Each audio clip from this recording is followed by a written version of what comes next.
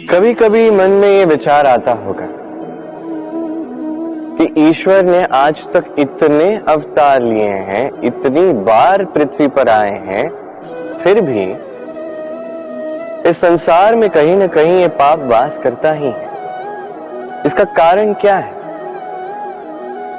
इसका कारण हम स्वयं हैं। जब भी कोई व्यक्ति संसार का मार्गदर्शन करता है, इस संसार को उचित दिशा दिखाता है, इस संसार का भला करता है, हम उस व्यक्ति को मनुष्य से ईश्वर ही बना देते हैं।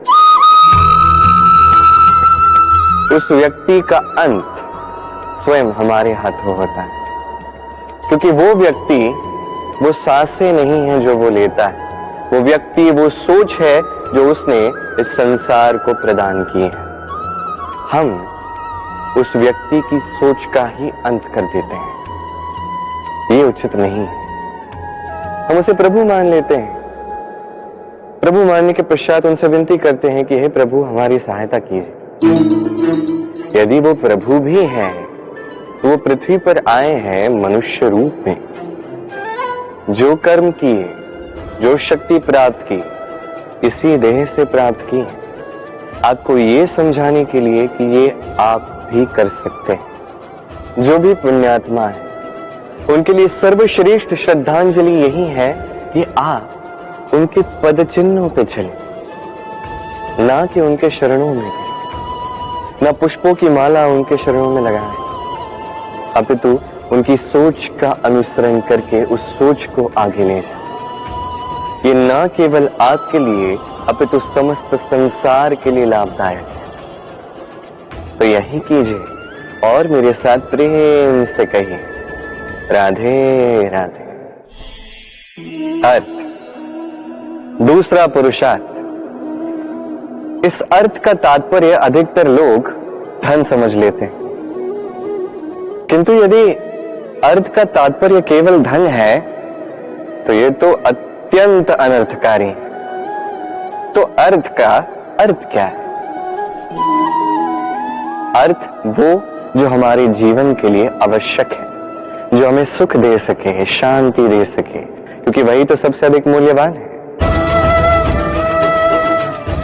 माता पिता, मित्र, संबंधी, गुण, पुण्य, ज्ञान, ये सब मिलकर अर्थ बनता है।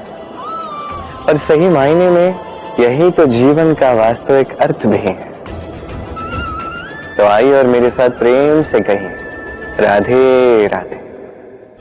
काम, तीसरा पुरुषार्थ। अब अधिकतर लोग इस काम को वासना, व्यासना, लोलुपता समझ बैठते हैं, जबकि ऐसा कुछ नहीं है। काम का वास्तविक अर्थ क्या है?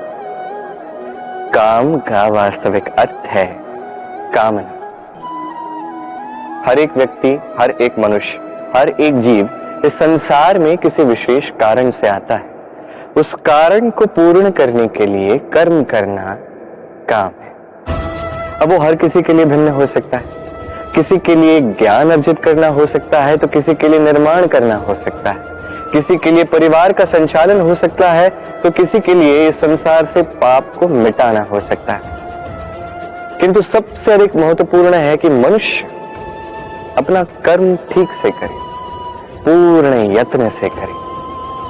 तीसरा पुरुषार्थ ये काम। इसका अनुचित अर्थ स्वयं को समझा देना, अर्थात समस्त जीवन को निरर्थक कर देना है। तो प्रेम से अपने संसार में आने के कारण का संवाहन करें और इसी प्रेम के साथ। अब इस पुरुषार्थ के विषय में तो आपने सुना ही होगा, मोक्ष, चौथा पुरुषार्थ। अब जानते हैं क्या है मोक्ष? धर्म, अर्थ, काम का पालन करते करते मृत्यु को प्राप्त हो जाना, क्या ये मोक्ष है? नहीं।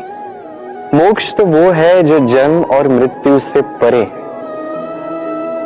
हर एक व्यक्ति, हर एक जीव इस संसार में किसी विशेष प्रयोजन से आता है। धर्म पूर्वक रूप से अर्थ कमाना, प्रयोजन को पूर्ण करने का प्रयास करते करते उस प्रयोजन को पूर्ण करना मुक्ति की ओर ले जाता है, जो मोक्ष है।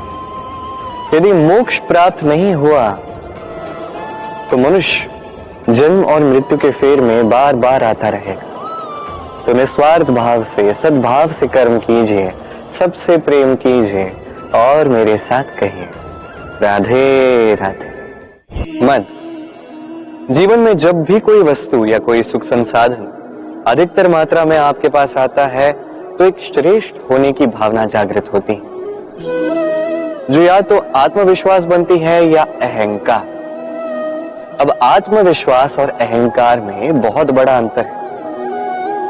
मैं ये कर सकता हूं, मैं वो भी कर सकता हूं, यह आत्मविश्वास है। केवल मैं ही ये कर सकता हूं, केवल मैं ही वो भी कर सकता हूं, मैं ही सर्वश्रेष्ठ हूं, ये है अहंकार। अब ये अहंकार, इसकी पुकार बहुत ऊंची होती है और इसका प्रहार सर्वप्रथम आप ही को काटता है।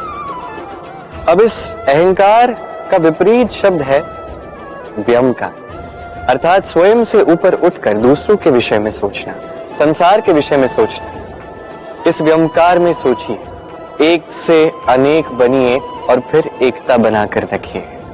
निश्चित रूप से आप विकास का कारण बनेंगे। मद से स्वयं को दूर रखिए, अहंकार से स्वयं को दूर रखिए। ये मन प्रसन्न होकर कहेगा राधे राधे। स्वर्ण ही तो अदृश्य हो रहा है ना, कोई व्यक्ति तो नहीं।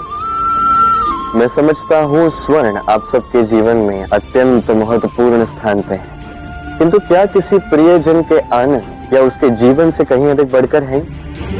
यदि नहीं है तो इतना दुख किस बात का? क्योंकि सब तक ये संदेश पहुंचना चाहिए। सभी को ज्ञात होना चाहिए कि धन लक्ष्मी का सही अर्थ क्या है। जिस भी व्यक्ति को धन लक्ष्मी का उचित अर्थ ज्ञात होता है, उसके जीवन में कभी दरिद्रता वास नहीं करती।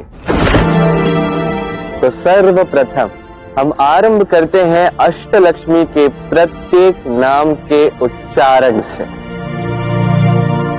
सभी मेरे साथ कहिए, आदि लक्ष्मी, आदि लक्ष्मी, धन लक्ष्मी, धन लक्ष्मी, धान्य लक्ष्मी, धान्य लक्ष्मी, गज लक्ष्मी, गजा लक्ष्मी, संतान लक्ष्मी, संतान लक्ष्मी, धैर्य लक्ष्मी, धैर्य लक्ष्मी, जया लक्ष्मी, जया लक्ष्मी, विद्या लक्ष्मी। विद्या लक्ष्मी। अष्टलक्ष्मी के ये नाम